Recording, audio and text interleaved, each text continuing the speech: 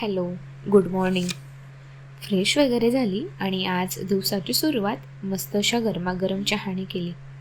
चहा पिलो आणि काम करायला घेतलं. धुतलेले कपडे वाळत टाकले आणि त्यानंतर संध्याकाळी मी मशीनचं कवर धुवायला काढलं होतं, तर ते धुताना माझ्याकडनं त्याची शिलाई निघून गेली. तर त्याला थोडंसं शिवून घेतलं. ते शिवायला बाहेरच गॅलरीमध्ये बसली होती. कुठेतरी पाऊस पडत असेल तर खूप थंडी हवाही येत होती. खूप भारी वाटत होतं.